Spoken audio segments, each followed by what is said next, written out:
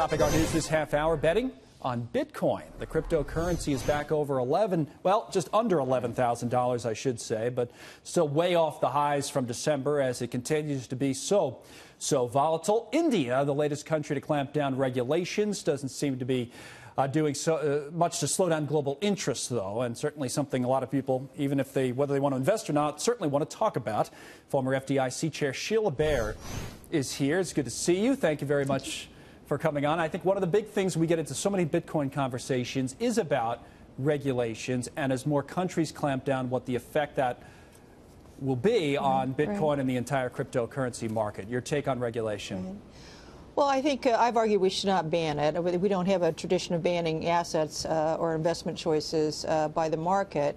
But I do think some regulation is important. We're seeing the CFTC, the SEC, the Treasury Department move in that direction. The market should decide whether this cryptocurrency, whether it's Bitcoin or any of the other competitors out there, have value. But we need to make sure that those decisions are informed and are free of fraud and manipulation, and also that cryptocurrencies are not being used for illicit purposes. So I do think the regulation is moving in that direction. I applaud that. I think additional regulation will help, not hurt, because it will give people more confidence and help sort out what's really valuable and what's just merely a speculative bubble. So I think those things should be viewed as positively, not negatively. Hey, Sheila, this is Mike Murphy. We run a venture capital fund, and there's a lot of talk that ICOs, or initial coin offerings, will replace traditional venture capital funds. And Ernst & Young is out with a report this morning saying that of the $3.7 billion that's been invested, if you will, into initial coin offerings, or ICOs, more than 10% of that has been lost or stolen through hacking. Do you see a place in time where ICOs replace or work alongside traditional IPOs? Well, I think we're a long way from that, and kudos to the SEC for saying they're securities and should be regulated under federal and state securities laws. I do think this is an area where investors need to be extremely careful. You got a lot of companies out there just attaching crypto and blockchain terminology to their name and trying to boost the value when there's really no substance behind that. So I think we're a long way from the point where the market broadly would view ICOs as something safe that could be used as an alternative to more traditional securities offerings. But there again, I think the SEC is taking the right approach, regulating them. They've brought some enforcement actions against some of these fraudulent offerings, and investors need to be extremely careful. I mean, Sheila, I think it's really fascinating right now to see people are making big bets on Bitcoin. Do you think that there's going to be other cryptocurrencies, blockchain technology? What should people be looking for when they're making the investments right now? Because I think you're right. You see the word blockchain technology and people are running to it without necessarily knowing what it means. So what should they look at?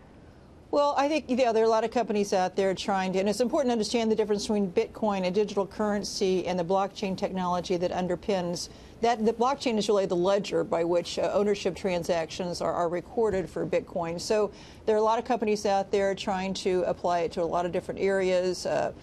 Security settlement, mortgage title transfers. There's some talk about, whether this could be we could have a consumer controlled way of their credit data through blockchain distributed ledgers. So there's a lot of great ideas out there. None have really been developed for widespread application yet. I tend to think that some of the more credible efforts are not open to public investors. They're being privately funded right now. So people need to be very careful. I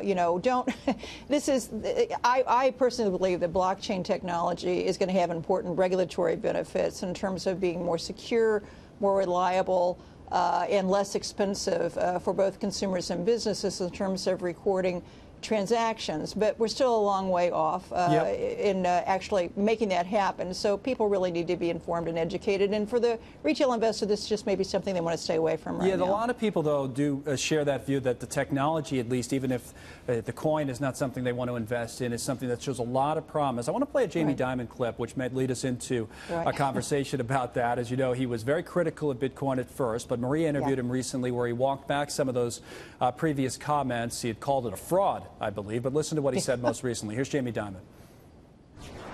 The blockchain is real.